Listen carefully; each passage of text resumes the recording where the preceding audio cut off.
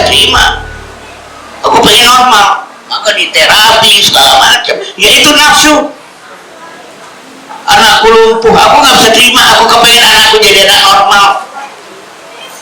Dibikinlah kaki palsu, dibikinkanlah penyangga kaki segala macam.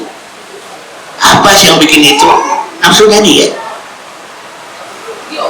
Anakku kena penyakit yang kata dokter 1 dari sejuta anak yang kena ini dan nggak bisa disembuhkan. Apa kata bunda? Nggak bisa. Anakku harus sembuh. Lupakan dokter, lupakan dunia medis, lupakan pengobatan. Pokoknya anakku mesti hidup. Biar aku riset sendiri, biar aku cari buku sendiri, biar aku ke lab sendiri. Ketemu juga obatnya oleh seorang bunda, bukan oleh seorang dokter, bukan oleh seorang farmakolog. Seperti di dalam film Lorenzo Oil, ya, kisah nyata. Anaknya kena penyakit 1 dari sejuta, dokter udah bilang obatnya nggak ada, umurnya nggak panjang.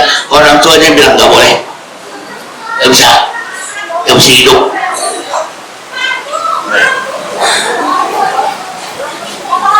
Dari kerugian kepada keberuntungan. Innal insana lafi khusrin. Sesungguhnya manusia itu berada dalam kerugian. Tapi kalau ruhiyahnya dididik, illalladzina amanu wa amilus sholihat wa tawasau bil haqqi wa tawasau bis sabr. Maka pedulilah pada pendidikan ruhiyah ini, bukan semata-mata pada yang tampak. Jangan kayak sekarang, anak ngapalin Quran tanpa ruhiyah, sholat tanpa ruhiyah, zikir tanpa ruhiyah. Selalu dikatakan ruhiyahnya kapan? Entar. Selalu dikatakan ruhiyahnya entar. Dia puasa tanpa ruhiyah, dia baca doa tanpa ruhiyah. Aduan dengan dunia ruhiyah ini aja. Dia lagi khusrin manusia itu, kecuali beriman dan beramal soleh. Iman dan amal soleh itu dimensi ruhiyah, agar manusia itu dari rugi pindah kepada beruntung. Memang betul dimensi ruhiyah ini memang dimensi gaib, ya, dimensi yang gak kelihatan. Tapi kan kita bisa rasakan.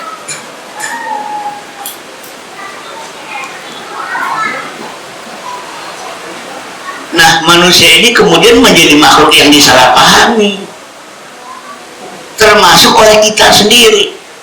Malaikat salah paham, iblis salah paham, manusia salah paham. Psikologi juga cuma paham behavior, perilaku. Filsafat mengatakan manusia akan di-announcing. Pilihannya ada 2. Apakah manusia ini akan ditarik ke langit, atau manusia ini akan diturunkan ke bumi? Kalau manusia ini ditarik ke langit akan menjadi banyak paham. Kalau manusia itu diturunkan ke bumi menjadi sedikit paham. Akan dengan cara apa kita memahami manusia? Apakah kemudian kita akan pahami manusia dengan ilmu-ilmu kebumian, atau akan kita pahami manusia dengan ilmu-ilmu langit? Apakah kita akan melihat anak dalam perspektif kebumian? Apakah kita akan melihat anak itu dalam perspektif langit?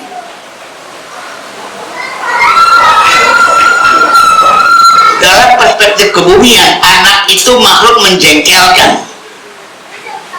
Tapi dalam perspektif langit, bahkan kita seringkali mendengarkan istilah, dia seperti bayi yang baru lahir. Makhluk yang kalau meninggal masuk surga tanpa hisab loh. Anak kecil itu kalau meninggal, siapapun bapaknya biang kafir kayak gitu ya, kalau dia belum akil balik terus mati, masuk surga.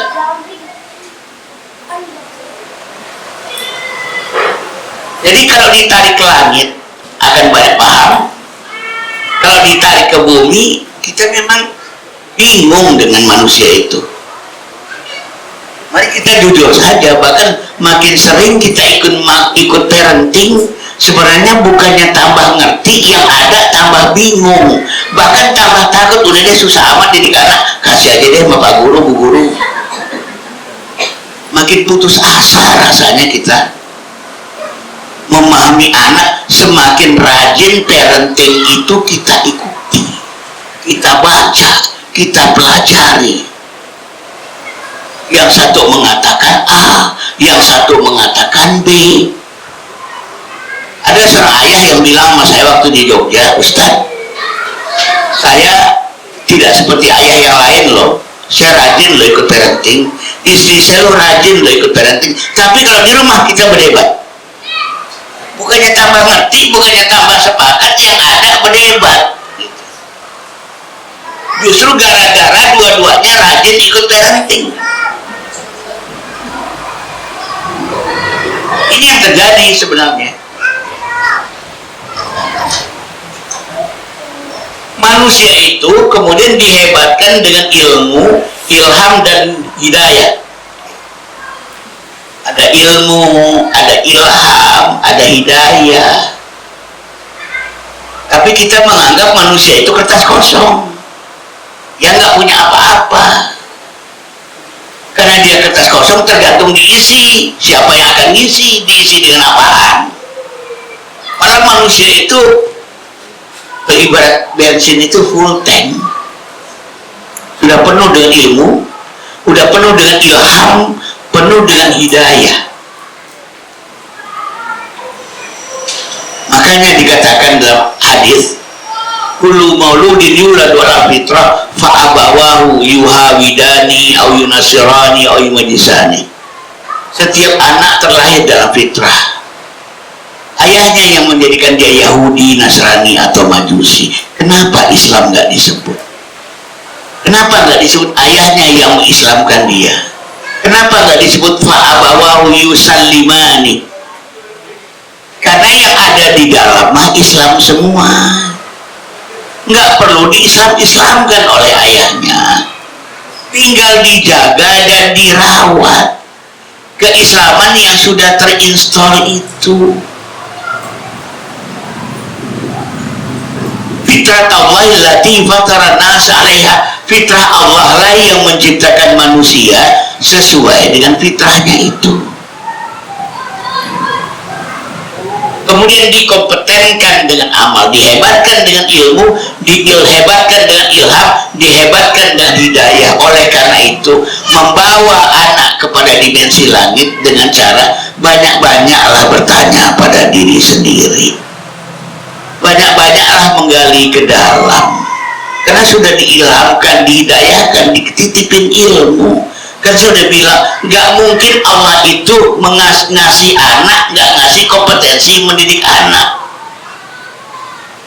Makin dicari keluar makin bingung, makin dicari keluar makin bingung. Kata Ustadz A begini, kata Ustadz B begini, kata Ustadz C begini.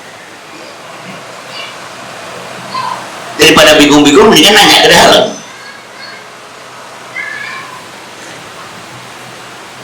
Karena memang syaratnya adalah Iqra bismi rabbikal ladzi khalaq, khalaqal insana min 'alaq. Bacalah dengan menyebut nama Tuhanmu yang menciptakan manusia dengan alaq, dari alaq. Itu mesti dilakukan. Lalu dikompetentkan dengan amal. Nah, sehingga manusia itu dia memiliki sifat langit dan sifat bumi untuk dikombinasikan,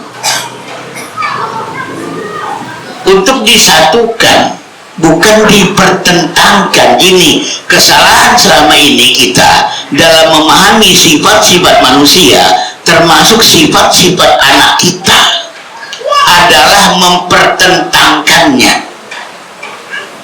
diadu sama kita, bukan diintegrasikan. Tadi saya katakan. Manusia itu punya jalan fujur dan jalan takwa, jangan dipertentangkan. Memang manusia itu tanpa jalan fujur bisa ke surga. Jalan fujur itu yang akan membuat manusia ke surga kalau bersama jalan takwa.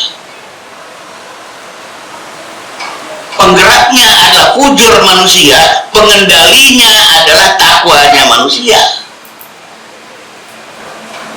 Yang menjadi setirnya jalan takwa itu, tapi mesinnya itu sebenarnya di nafsu. Karena pendorong itu nafsu manusia. Jadi pertama, lihat sebagai pasangan, bukan sebagai pertentangan. Karena Allah itu menciptakan manusia itu berpasang-pasangan, dan apa yang ada di bumi ini berpasang-pasangan. Dan segala yang Allah ciptakan itu berpasang-pasangan. Subhanalladzi khalaqal azwaja kullaha. Maha suci Allah yang telah menciptakan segala sesuatu, masing-masingnya berpasang-pasangan. Jangan dilihat sebagai polarisasi. Ada anak kita juga gitu. Oh, anak kita ada sisi negatifnya, pasti ada sisi positifnya. Segera cari saat itu. Khalaqal azwaja kullaha. Maka dalam surat Asy-Syams, ketika Allah berbicara tentang jalan fujur dan jalan takwa tadi, diceritakan dulu pasangan. Wasyamsi wa duhaha wal qamari idza talaha. Matahari ternyata punya pasangan, namanya bulan.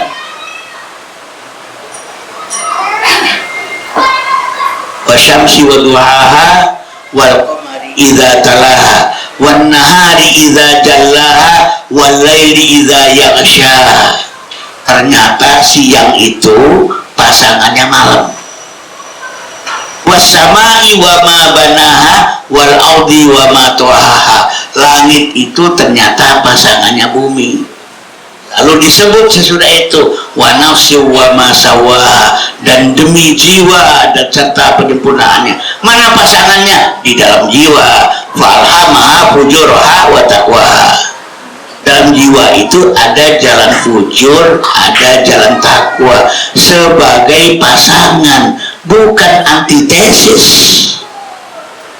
Jangan terjebak pada teori-teori barat, tesis dan antitesis. Ini adalah sebuah kombinasi sebagai kesatuan, bukan polarisasi. Karena apa? Segalanya berawal dari yang satu. Kenapa di alam semesta ini tidak ada pertentangan? Karena awalnya segalanya satu. Allah menciptakan sesuatu itu awalnya bukan sepasang-sepasang, tapi satu dibelah, satu dibelah, satu dibelah, satu dibelah. Tolong pahami seperti itu.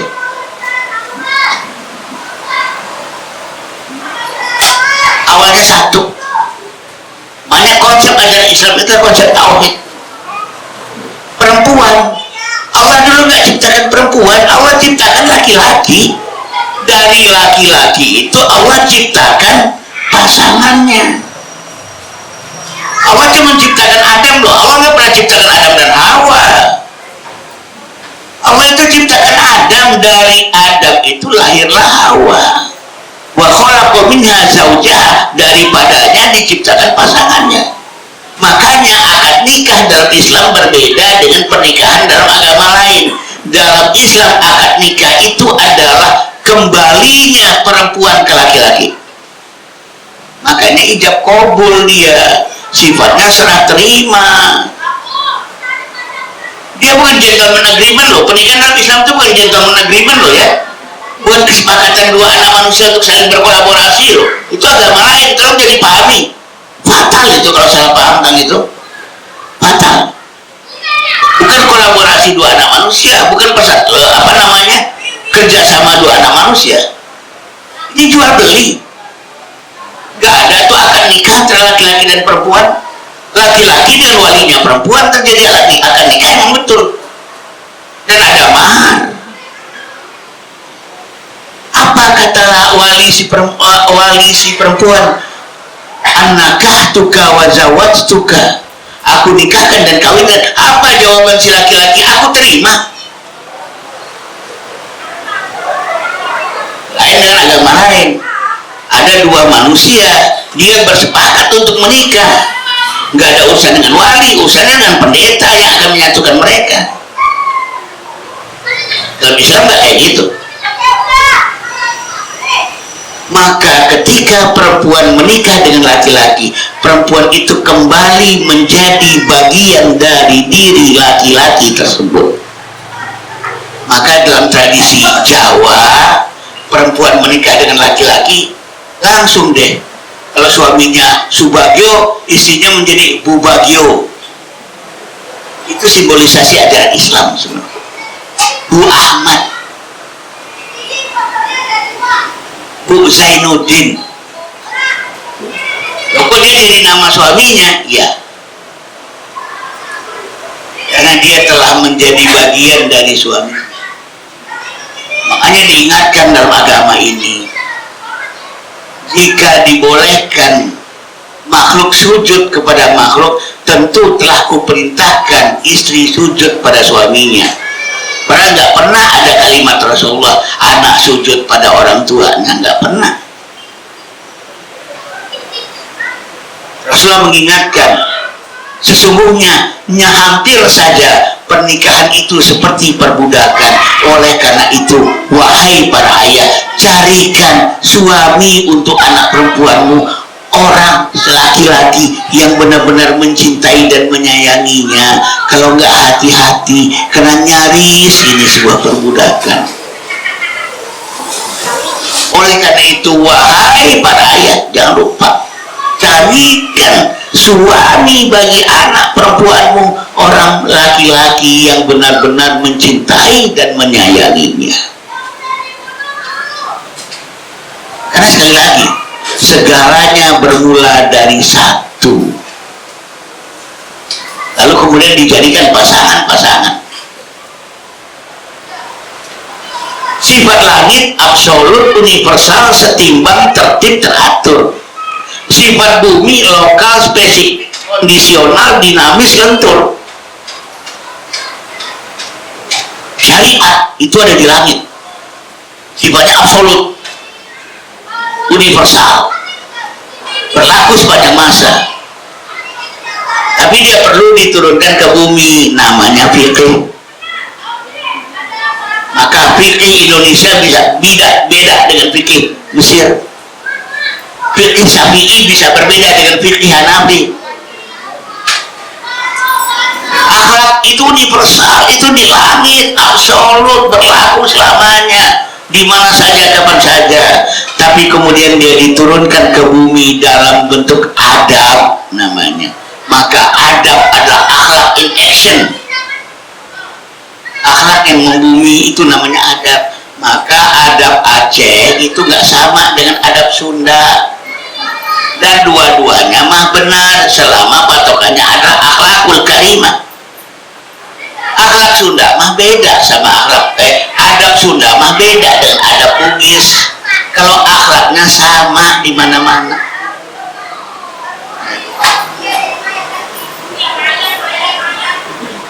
Jadi unsur-unsur ini perlakuannya sama. Nah, itu contohnya ya. Sifat langit tinggi, mulia, bersih, visioner, futuristik. Sifat bumi rendah, hina, kotor, misioner, kekinian. Bagaimana kita menyatukan itu dalam pendidikan anak-anak kita, dalam cara kita melihat, memandang, mensikapi pendidikan anak-anak kita, dalam melihat masa depannya. Mari kita pahami dengan perspektif. Ini yang paling penting. Sifat langit dan sifat bumi. Dulu langit dan bumi itu pun Allah katakan sesuatu yang satu. Ya. Dalam Al-Quran dikatakan langit dan bumi itu sesuatu yang satu. Makanya kalau Allah bicara langit dan bumi, dianggap kedua-duanya itu satu. Contoh ya, inna fi khalqis samawati wal ard waqtilafil laili wan nahar la ayatil liulil albab. Sungguhnya pada penciptaan langit dan bumi dan silih bergantinya malam dan siang terdapat tanda-tanda kekuasaan Allah bagi orang yang mempergunakan akalnya. Alladzina yadhkuruna Allaha qiyaman wa qu'udan wa 'ala junubihim wa yatafakkaruna fi khalqis samawati wal ardh. Itu orang yang mengingat Allah dalam keadaan berdiri, duduk dan berbaring dan berpikir tentang penciptaan langit dan bumi. Apa kesimpulannya? Rabbana ma khalaqta hadza. Kok satu? Kok hadza? Kan ada langit, ada bumi. Kenapa Rabbana bukan Rabbana ma khalaqtahunna batila? Kenapa digunakan kata hadza? Ya Allah, tidak engkau ciptakan ini satu batila, dengan sia-sia. Subhanaka faqina adzabannar. Jadi dimensi-dimensi kemanusiaan termasuk pada diri anak kita lihat sebagai sebuah integrasi.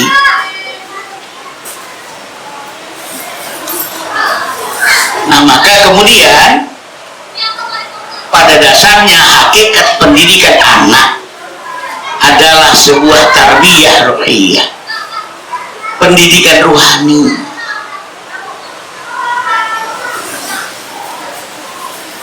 Jadi bukan pendidikan hafalaniyah gitu ya, bukan pendidikan hafalan demi hafalan. Sholat dihafal, ngaji dihafal, doa dihafal, zikir dihafal.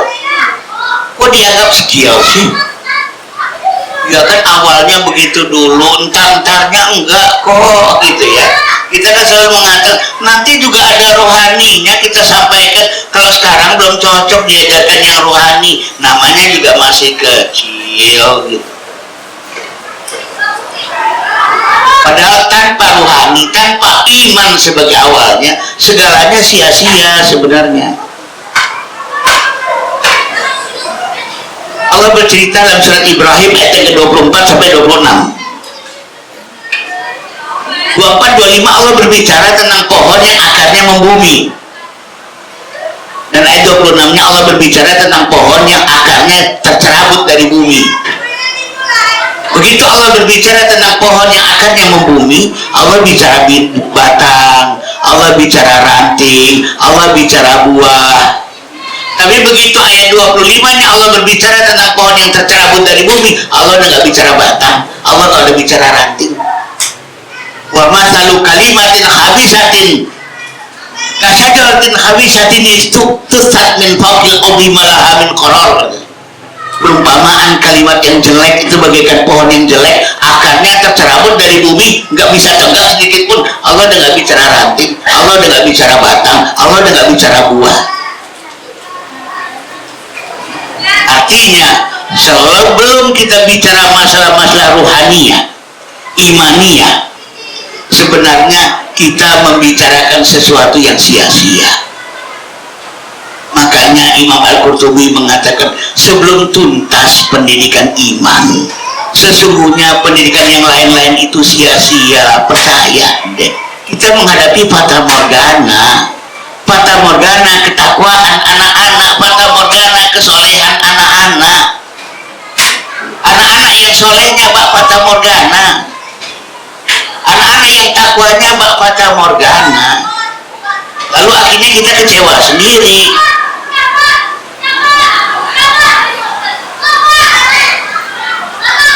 Tarbiyah ruhiyah pada dasarnya adalah upaya untuk memi'rajkan, menaikkan dan meninggikan kualitas kemanusiaan, pendidikan anak-anak kita. Tarbiyah ruhiyah itu tidak kemudian semata-mata anak itu diajari sholat. Sholat itu cara bagian dari tarbiyah ruhiyah. Sebenarnya zikir itu tarbiyah ruhiyah, sholat itu tarbiyah ruhiyah, saum itu juga tarbiyah ruhiyah, tilawatul Quran itu tarbiyah ruhiyah. Tapi tolong caranya benar, itu alatnya. Dalam Islam tarbiyah ruhiyah itu nggak perlu pakai semedi. Ya sholat sholat itu tarbiyah ruhiyah. Makanya dikatakan sholat itu mi'rajnya umatku, kata Rasulullah. Tinggal masalahnya sholat yang semacam apa, doa yang semacam apa yang menjadi tarbiyah ruhiyah. Tarbiyah ruhiyah itu menempatkan unsur langit bumi pada tempatnya, yaitu langit mengendalikan bumi, ruh mengendalikan jasad, akhlak akal mengendalikan nafsu, kebaikan menyatu keburukan, al-haq menghapus kebatilan, ibadah menghapus dosa. Nah ini ya yang dilakukan. Jadi sekali lagi, menempatkan unsur langit dan unsur bumi pada tempatnya, di mana langit mengendalikan bumi. Kita tidak pernah diminta untuk melawan hawa nafsu, tapi tolong mengendalikan hawa nafsu. Berdosalah manusia itu kalau dia melawan hawa nafsu. Masa hawa nafsu dilawan? Emang ada orang yang mampu melawan hawa nafsu? Tak ada kan? Yang bisa adalah dia mengendalikan hawa nafsu, unsur langit mampu mengendalikan unsur bumi. Fungsi dari tarbiyatul ruhiyah itu seperti itu. Tapi apa yang tidak dikata sekarang ini, nafsu aktif duluan karena balik duluan daripada akil. Harusnya akil duluan daripada balik, namanya disebut akil balik. Nah balik itu aktifnya nafsu, akil itu aktifnya akal. Maka sekali lagi, upaya melakukan tarbiyah ruhiyah adalah upaya untuk mengajak anak-anak kita dekat dengan Tuhannya. Bukan mengajarkan anak-anak tahu dengan Tuhannya, karena dia udah tahu dengan Tuhannya. Pendidikan iman itu bukan pendidikan yang membuat anak itu menjadi dari nggak kenal Allah jadi kenal Allah. Ya salah besar itu. Manusia itu udah kenal Allah kok, sudah bersyahadat kok. Jangan gimana ya cara memperkenalkan Tuhan pada anak-anak? Loh, sia-sia amat permintaan itu. Dan dia udah kenal Tuhannya. Tapi membuat dia sadar kembali, membuat mereka ngeh kembali tentang Tuhannya sama pendidikan iman itu.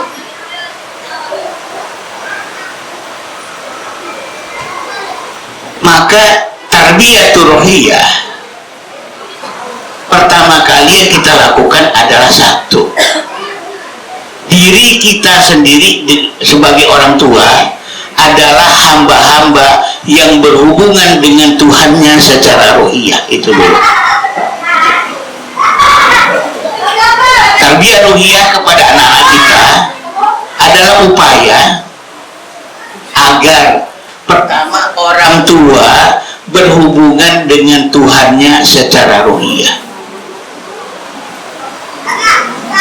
Ada pancaran-pancaran roh itu dalam rumah. Orang tua ketika mendapatkan karunia dari Allah, spontan dia bilang alhamdulillah.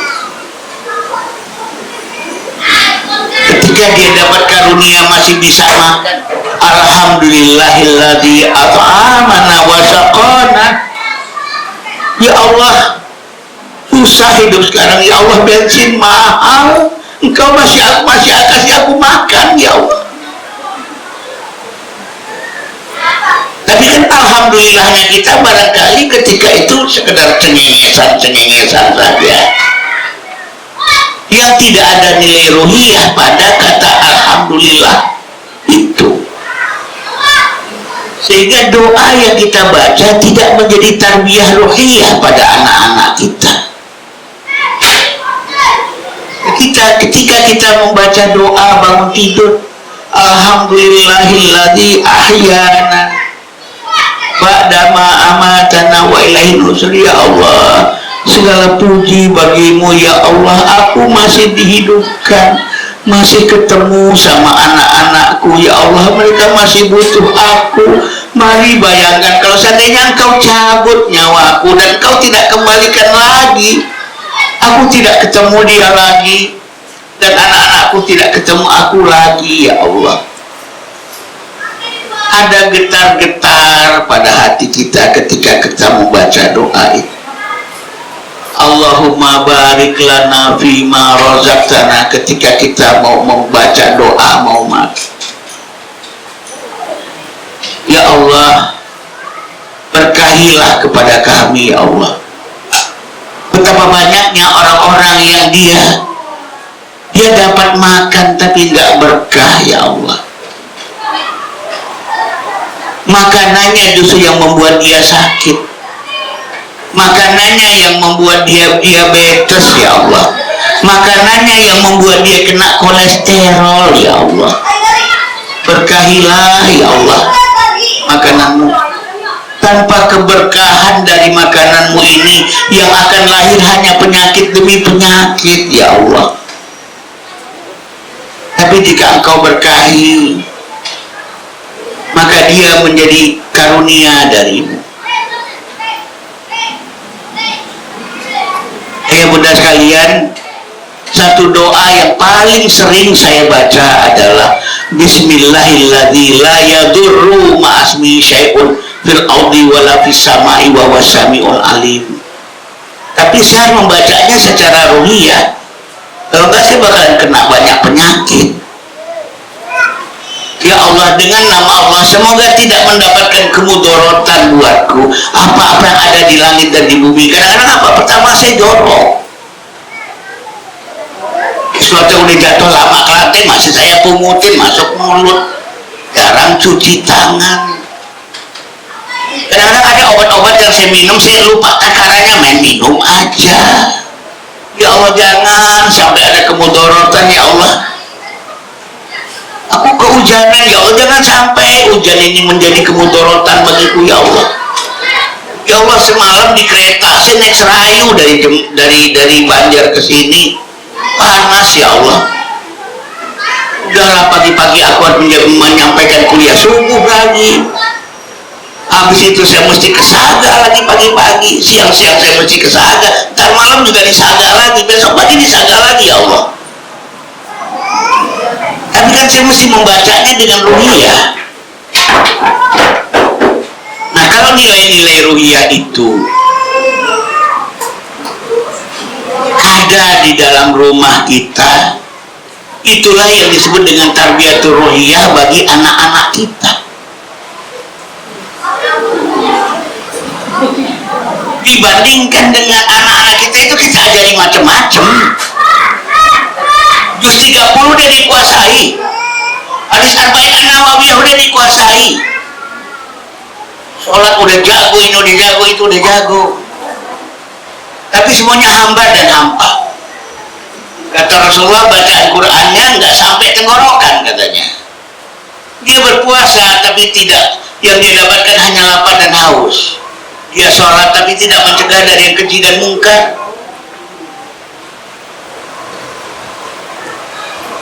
Religion, agama, ad-din terdiri dari ritual dan spiritual. Kembangan spiritualnya dulu, baru kemudian berkembang ritualnya. Karena ritual itu adalah bagian dari tarbiyah ruhiyah itu. Ada orang bilang perempuan itu kalau datang bulan uring-uringan. Kenapa? Karena dia bergantung pada sholat. Kebetulan saat dia itu lagi mens, dia nggak sholat, makanya dia uring-uringan. Dia bergantungnya bukan pada Tuhannya sebenarnya, pada sholatnya. Dia selama ini kebetulan bergantung pada puasanya. Dia nggak berpuasa kalau lagi menstruasi. Dia bergantung pada bacaan Qur'annya. Kebetulan bacaan Qur'an dia tidak bisa lakukan saat dia menstruasi. Gelisahlah dia. Padahal dia lupa, saat Allah melarangnya bersolat, maka tidak sholat itulah ibadahnya. Ketika Allah melarangnya puasa gara-gara dia datang bulan, gara-gara dia haid, maka tidak puasa itulah ibadahnya. Bertambah imannya gara-gara dia gak puasa, kira-kira gitu. dia tidak bisa baca Quran karena haid, maka tidak baca Quran itulah ibadahnya. Ketika dia tidak baca Quran malah bertambah iman. Kenapa? Dia sedang mengimani perintah Allah, dia taati. Allah bilang jangan, jangan. Allah bilang lakukan, lakukan. Nah gitu. Jadi ini soal ruhiyah, bukan soal sholat nggak sholat, bukan soal puasa nggak puasa, bukan soal zikir nggak zikir, bukan soal ngaji nggak ngaji.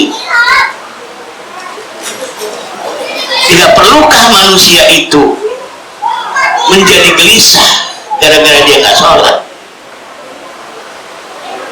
Jangan sampai sholat itu jadi candu. Ketika dia nggak sholat, dia sakau. Karena apa? Begitu assalamualaikum ke kanan, assalamualaikum ke kiri, langsung jiwanya udah nggak sholat. Shadaqallahul azim, langsung jiwanya pun udah nggak baca Quran, jiwanya berhenti baca Quran. Ketika mulutnya berhenti baca Quran, dia berzikir subhanallah, subhanallah, subhanallah, subhanallah, subhanallah, tenang jiwanya. Begitu dia berhenti, mulutnya mingkem, nggak baca lagi subhanallah, langsung gelisah. Karena ketika dia mingkem itu, jiwanya pun berhenti berzikir. Karena tidak ada ruhiyah di situ.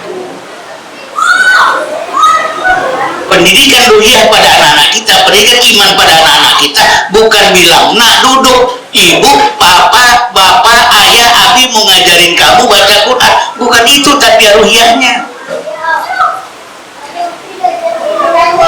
Bagaimana dimensi-dimensi itu? Nah ini ya.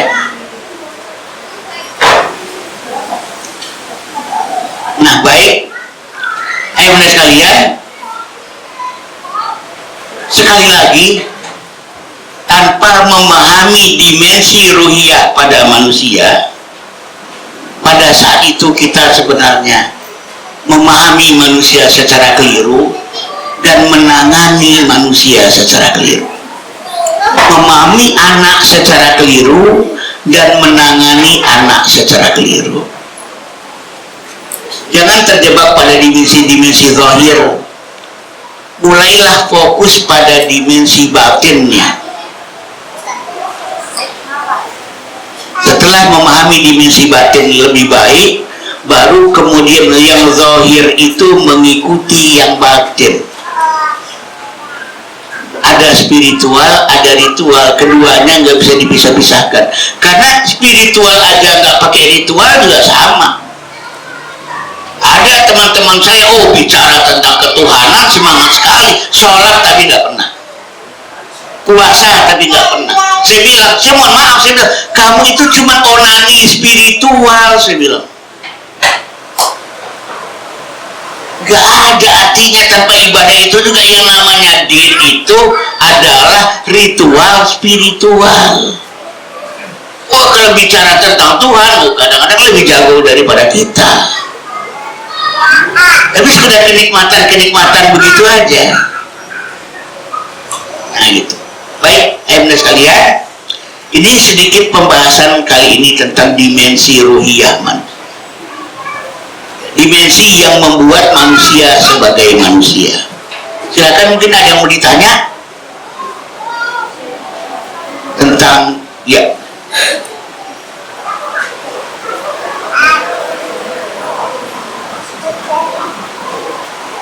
Assalamualaikum warahmatullahi wabarakatuh.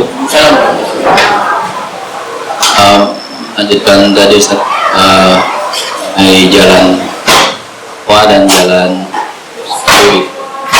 Itu hubungannya dengan kadang itu gak hanya anak-anak ya, orang dewasa juga kurang istiqomah.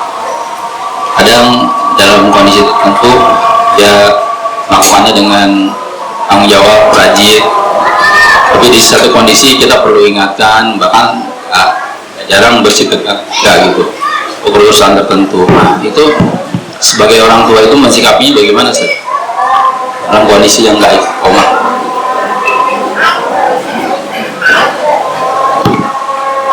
Jadi begini, satu hadis Rasulullah mengingatkan, al-iman yazid wa yanqusu. Iman itu bisa bertambah, bisa berkurang. Sebenarnya dalam kerangka iman, selama masih dalam kerangka iman itu tetap istiqomah itu ya. Karena istiqomah itu bukan benar-benar lempeng. Ada belok-beloknya dikit, ada turun naiknya sedikit. Itu masih masuk dalam kerangka istiqomah sebenarnya. Jangan dibayangin ya, istiqomah itu benar-benar lempeng. Nah gitu ya. Jadi kita juga harus punya toleransi, baik terhadap diri kita maupun terhadap anak-anak kita. Kalau dalam momen-momen tertentu dia itu mengalami dinamika keimanan, dinamika ibadah, dinamika amal, harus ada pemaafan itu selama tidak menyimpang, tapi sedikit menurun, sedikit berbelok gitu ya. Tadi saya katakan kadang-kadang manusia itu dia melambat agar makin cepat nantinya. Jadi kalau orang itu pengen ngebut, pengen ngebalap mobil yang ada di depannya, pasti Pak Mahfud juga tahu ya, bahwa itu persnelingnya turun dulu selangkah, baru dimajuin gitu ya. Pengen memacu kendaraan yang ada di depan kan seringkali begitu. Persneling turun satu, nanti naik gitu kan ya, agar powernya itu juga bisa didapat. Jadi jangan langsung uring-uringan menghadapi situasi semacam itu. Bahkan saya dulu pernah bertanya-tanya kenapa iman itu bertambah dan berkurang. Ternyata iman berkurang itu ada gunanya juga gitu ya. Kapan itu? Saya sadar kalau iman saya itu tinggi, semua ajaran guru saya lalap loh, tanpa sikap kritis, padahal ajarannya ada salahnya. Biasanya kalau iman itu lagi tinggi-tinggi, kritis itu hilang gitu ya. Begitu iman itu lagi turun, mulai sikap kritis itu muncul. Beberapa kesalahan-kesalahan dari guru saya bidik saat iman saya lagi turun.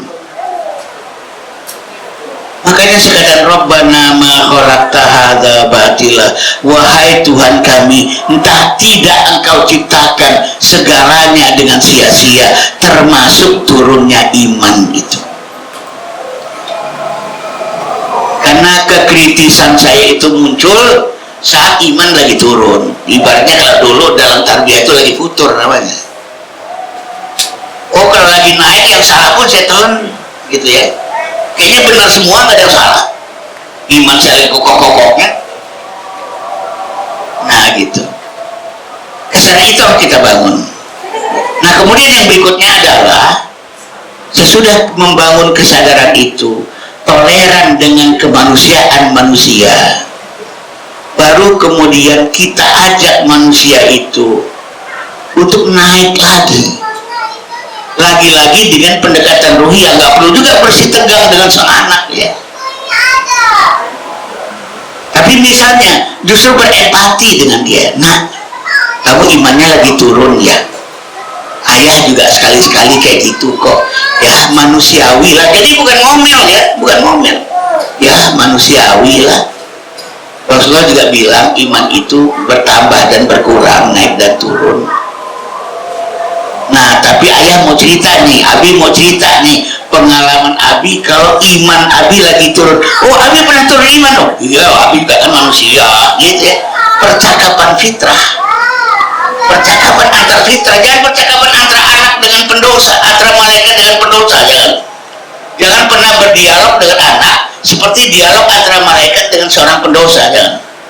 Dialoglah antara manusia dan manusia. Ayah juga begitu kok gitu ya. Waduh, ayah mah kadang-kadang kalau lebih parah dari kamu. Nah tapi ayah punya pengalaman, iman lagi turun, gini, cerita aja ya. Berbagi, sharing, curhat dengan anak bagaimana saat ayah imannya turun. waktu yang lalu terhadap anak bungsu saya. Nah, Dek, kamu masih rajin ke masjid, Dek? Udah lama enggak, Bi? Ya, Dek. Padahal kebanggaan Abi terhadap kamu adalah kedekatan kamu dengan justru karena Abi kurang dekat dengan masjid. Jujur, seorang laki-laki, Dek, seorang laki-laki mukmin harusnya tidak seperti Abi ini, tapi orang yang hatinya lekat dengan masjid, mu'allaqatun fil masjid, salah satu orang yang nanti dinaungi Allah. Ya, siapa tahu Dede berdoa di masjid, doain Abi ya, jadi orang yang lebih dekat lagi ke masjid.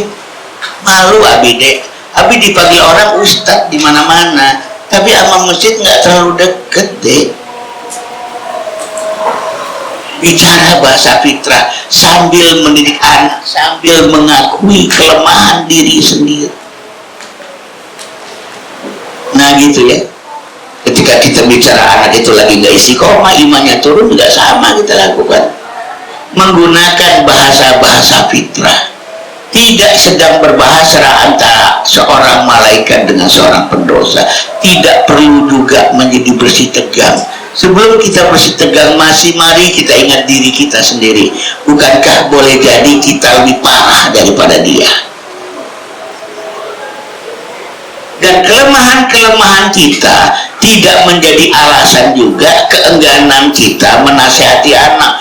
Nasihatin anak gua sendiri masih jelek, nggak begitu. Nggak begitu. Berangkat dari sebuah kesadaran. Kalau ingin menjadi teladan, jangan pernah menjadi orang tua sempurna, karena manusia sempurna sulit diteladani. Sekali lagi ya, kalau ingin menjadi teladan bagi anak-anak, jangan pernah menjadi manusia sempurna, karena manusia sempurna sulit untuk diteladani. Dan nggak perlu juga ngumpet-ngumpetin kekurangan-kekurangan kita. Yang harus diumpetin itu dalam agama aib, itu harus diumpetin. Tapi kelemahan-kelemahan kita sesuatu yang juga perlu diumpetin. Karena apa? Agar anak kita lebih dari diri kita. Yang terakhir, ada satu ungkapan dari Dr. Yusuf Qaradawi mengutip seorang ulama masa lalu. Dia mengatakan begini, betapa banyaknya orang-orang yang imannya lebih kuat daripada kita, tapi dosanya lebih banyak daripada kita. Artinya apa? Ternyata ketika seorang anak manusia itu sedang melakukan sejumlah dosa, tidak berarti itu dia sedang lemahnya dalam beriman, sehingga tidak perlu juga dimaki-maki dan disalahkan. Saya bertanya-tanya waktu itu dalam hati, kok bisa orang yang imannya lebih kuat daripada kita, tapi dosanya lebih banyak daripada kita? Kok bisa? Setelah saya renung-renung, memang bisa. Imannya 100, godaannya 150, ya sering kecemplung dia. Imannya cuma 50, godaannya 30, jarang dia kecemplung. Sehingga ada orang yang imannya 50 karena godaannya cuma 30, dia aman. Ada orang yang imannya 150, godaannya 200, sering banget dia kecemplung dalam dosanya. Itu yang menyebabkan kita juga perlu belajar untuk berbaik sangka selalu, termasuk pada anak-anak kita. Nah, jadi dialog antara manusia dengan manusia saja terhadap anak-anak itu. Apalagi kalau kemudian dia sudah berusia belasan tahun, jadi remaja, belum jadi pemuda gitu ya. Udah balik belum akil balik, bukan menjadi manusia yang sudah akil balik. Nah demikian ya. Baik, ayah bunda sekalian, saya rasa udah masuk waktu asar, cukup sampai di sini dulu. Tidak apa yang dapat saya sampaikan. Billahi taufiq wal hidayah. Wassalamualaikum warahmatullahi wabarakatuh. Iya ya. Ada tugas buat wali murid, saya diingatkan. Oke ya, ayah bunda sekalian, karena tema kita sekarang ini tentang roh dan tentang tarbiyah rohiyah, saya menugaskan kepada para ayah bunda mengajarkan kepada anak satu doa yang anak itu belum menguasai doa ini. Sebuah doa yang terserah, doa itu ada banyak sekali, dipandang oleh bunda, ayah bunda sebagai doa yang penting untuk dikuasai, bukan dihafal ya, bukan dihafal, dikuasai oleh anak. Dan tolong doa itu diajarkan pada anak secara rohiyah, dengan perasaan, dengan penghayatan, dengan pemaknaan, sehingga doa ini benar-benar kemudian berkesan bagi seorang anak. Cukup satu saja doa, tapi sekali lagi persyaratannya itu tadi. Mungkin untuk pertama kali, tapi ajarkan mereka satu doa. Doa sebagai sebuah peristiwa rohiyah, doa sebagai peristiwa komunikasi yang meminta dengan sangat antara manusia dengan Tuhan. Nah, mungkin itu saja tugasnya ya. Terima kasih. Assalamualaikum warahmatullahi wabarakatuh.